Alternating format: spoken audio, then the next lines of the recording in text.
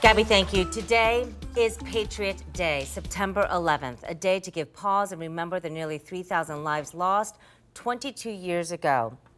Certainly a day and a morning burned into our memory. Two planes struck the World Trade Center, followed by another plane crashing into the Pentagon. Meanwhile, United Flight 93 was hijacked about 40 minutes later, and a group of passengers and flight attendants overtook the hijackers, sending the plane crashing to the ground in a rural field near Shanksville in western Pennsylvania. Well, here in Central Ohio, a ceremony to honor those who lost their lives on 9/11 will be honored. So this is just one of many events taking place today. Let's take you to Groveport at Mott's Military Museum. And Kevin, you've been there this morning with some pretty images that really leave a lot of us speechless when we hear and see some of the artifacts behind you. Yeah, as a matter of fact, Mott's Military Museum is the largest resource of artifacts from 9/11 outside of New York. And I want to show you some of what is here.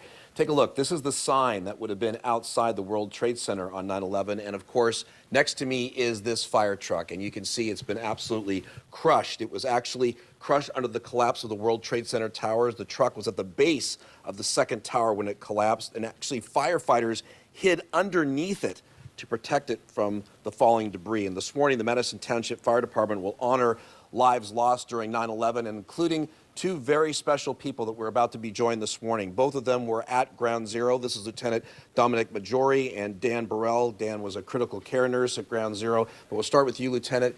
You were instrumental in bringing a lot of these artifacts from New York to this Mott's Military Museum. What does this mean to you to have them preserved here?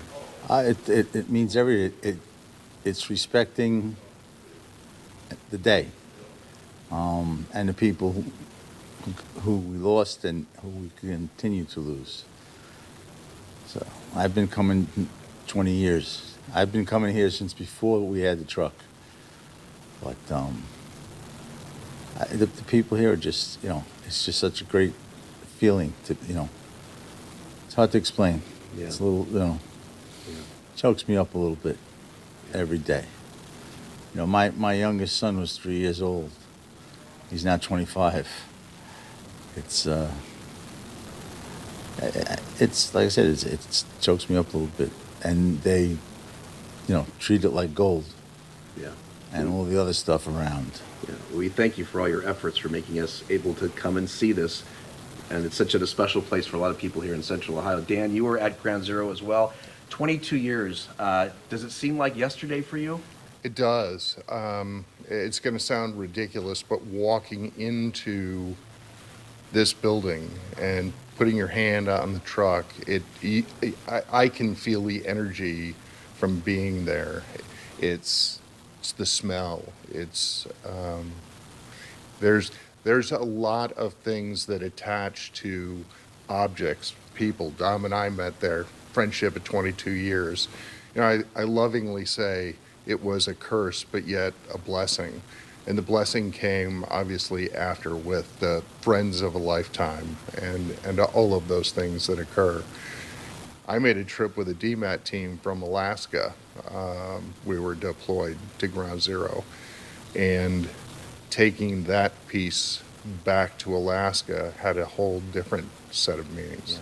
Well, thank you both for your service, and we will obviously memorialize those who lost, but also thank you as well for all of your service. Again, the Mott's Military Museum opens at 7 o'clock this morning. It is free to the public. The ceremony begins at 8 a.m. Reporting live in Groveport, Kevin Landers, 10 TV News. Kevin, thank you, and we thank those gentlemen for coming to Central Ohio.